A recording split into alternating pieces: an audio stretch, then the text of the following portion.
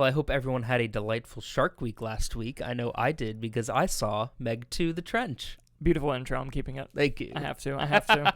After watching Jaws on Tuesday for somebody's birthday. What a Shark Week it was. It was indeed. But yes, the Meg 2: The Trench. Yes. Let's dive right into this. We have a slight disagreement. Dive. We have a slight disagreement. What was it? I like this film more than the first film. But I don't think either film is fantastic.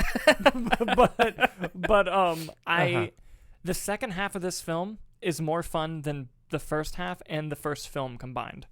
Now granted, it's been a long time since I've seen Meg 1, but I remember enjoying the second half of that film also. Mm-hmm. But the fun I had in the second half of this film, I don't recall having like the first time. Mm-hmm. And it was so much better directed. Like, I really like how this film was helmed a lot. Yes. And the script. Full spoiler review, by the way. Yes, we're gonna dive into some shit. The script is still dive. You're gonna keep saying that, aren't you? Yes. So I kind of liked the beginning when he was like, finding people who were dumping waste into the ocean, like doing that thing. I didn't give a shit about the first half of the movie. But what I will say... Not at all. But what I will say, the sequence of them escaping the underwater asteroid field, as I like to call it, it was like the rocks that were falling.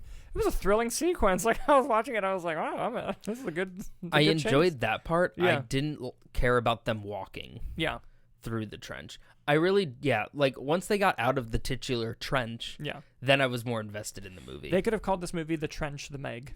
And, it would have made more sense almost. Yeah. There's a lot of trench. A lot of trench, very little Meg. Yeah. But, I do agree with the directing, though. Yeah. I know that everyone was very excited about Ben Wheatley directing this. And to be honest, I've only seen one other thing Ben Wheatley did, and it was Free Fire, and I thought it was fine. Yeah. I think on LetterBoxd, they both have a 2.5 from me. Yeah. I didn't think his direction was anything exhilarating or interesting. I thought it was a very well directed film. Yeah. I think the visual editing that was happening and just everything on that side was well done. He knows how to helm a film, but I didn't see the excitement of the fact that he was directing it. Yeah, no, I see what you mean, but to me, Ben Wheatley also directed some Doctor Who episodes that I really like, and I believe he's like the UK comparison of him and Edgar Wright are to Eli Roth and Quentin Tarantino. Almost. So there's a good director and a bad director? I didn't say that. But what I disliked about the movie, other than the Jason Statham and the guy from Fear the Walking Dead, what's his name? Cliff Curtis. They had good chemistry. And oh my God, the other character that's from the first movie. I don't know the actor's name, but the character was DJ, I believe. Yes. They were all great together, especially when it was DJ and Cliff Curtis's character. Yes. Amazing, hilarious stuff. Oh yeah, his whole action thing, because if you remember the first one, he did not do anything. Yeah. He couldn't swim. He couldn't do anything. That was really fun and enjoyable. Every other character was just kind of all right, they're here, they're written, and some of them returned from the first movie, but it was just brief. Yeah, and I didn't like the lead uncle. I thought I thought it was a bad performance. I'm sorry, I don't like being mean or critical, but it was a bad performance. So I did a lot of research, or I didn't do a lot of research on the Meg 2. It came up on my feed. Yeah. So that actor, his name is Jing Wu, I believe. Yeah. So he's a Chinese actor, big over in China, and a Chinese director. Oh, okay. His movies have made a lot of money. Gotcha.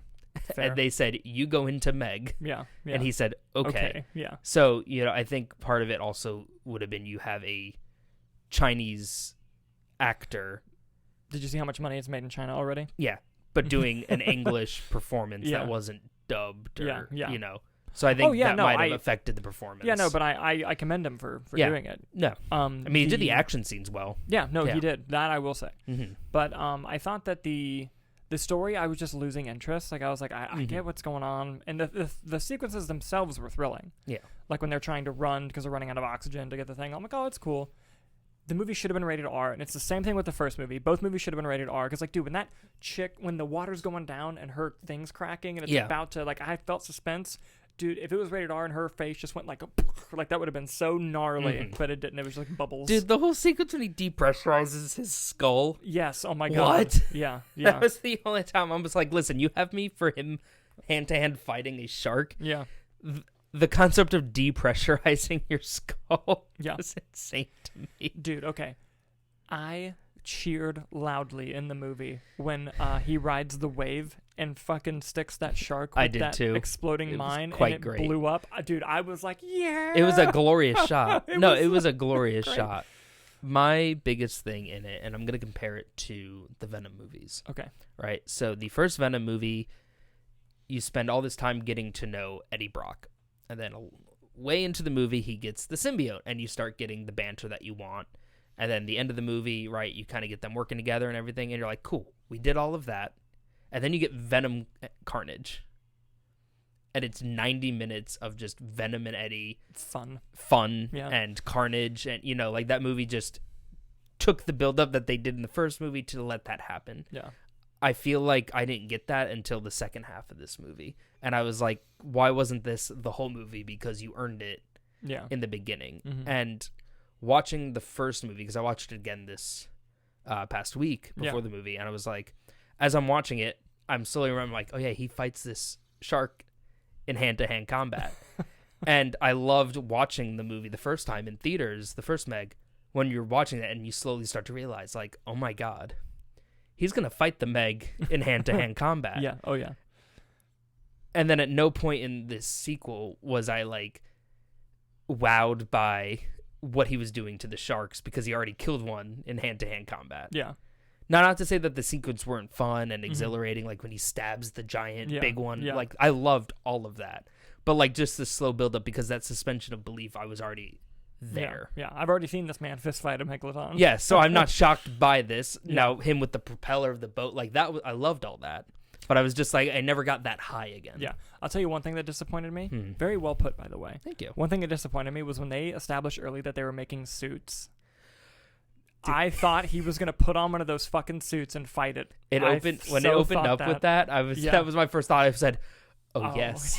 I thought the same thing. He's taking it to the shark's turf. He's fighting it under the... Yeah, I was so hoping that's what was going to happen. I loved the octopus. I loved the shark fighting the octopus. Yes. I hated the whole training the Meg. Yes. With the clicks. Me too. Dude, Pippin the dog came back. I was so shocked by that. Me too. I was like, why? All right. Of all people. Yeah. You know who I felt bad for in the movie? The main bad guy. So not the science girl who's... the dude that just keeps getting shit on the whole movie? Yeah. So you're introduced to this character, and he's like, do you know him? He's like, no. And he goes, okay. Then you find out he's alone in this submarine and has to blow up all of his friends and workers who are mining this compound to save himself. Then he's trapped, Tony Stark style, in the middle of the trench, trying to wire everything. They show up. He has to ride a balloon 25,000 feet back up to the surface. Yep. Gets reunited with his girlfriend for some reason, only for her to immediately get eaten. Yeah. And then at the end, after shooting Jason Statham several times, getting kicked into a shark's mouth after a cheesy one-liner said directly to his face. Yeah. Yeah. That dude has had the worst day of his life. You know who he reminded me of? Huh. The glasses dude from 2013 Evil Dead. just getting fucked like, up this the dude whole cannot movie. win. Yeah, and he's the bad guy. I'm like, but honestly, out of everyone, I feel the most so bad for him. Dude, I fully agree. Also, this is not the filmmaker's fault. They put the best Meg kills in the trailer, which was upsetting because they were great moments in the movie, but I'd already seen them. Mm-hmm. But yeah, I mean, look, it was fun. Do I recommend you see it? You can wait, you know? You can wait, but it's a big shark, so you want to see it on a big screen. That is true. Like, if you're going to go, bring a bunch of friends. It's not a good movie, but damn if it's not a fun movie. That's how I feel That's about kind of it. the best. And as with the first one. And listen, it's making bank overseas, and it had a much higher opening than it should have here. Yes, it did. Which means Meg 3 is, in fact, a possibility. I will go watch it. I wonder if they'll bring Wheatley back. Just make it R-rated, please. Please do it. They won't because of all the money it's making, but please. I know. At least give me a director's cut. If you want me to buy your Meg 4K, put an R-rated director's cut on there. Meg is going to become the new Expendables, where as long as they keep making them, statement! As long as they keep making them, I'm there. Okay, I loved last thing. Yeah. I loved the opening sequences with the dinosaurs eating each other and then the Meg eating the dinosaur. Okay, yes, that was incredible. What's even better is the insane needle drop that followed it. Yes. How they got the rights to Under Pressure. Yeah. That scene happened. I said, yeah, this is the trailer, but this is great. Yeah. And I loved every second of it. And then all of a sudden you hear, ding, ding, ding, and I'm like, this is going to be the best movie I've ever seen. Yes. So it's a half recommend, I'd say. Yeah, definitely watch it. Theater or not, up to you. Yeah. It's fun. Well, thank you guys so much for watching. We'll see you on the next review.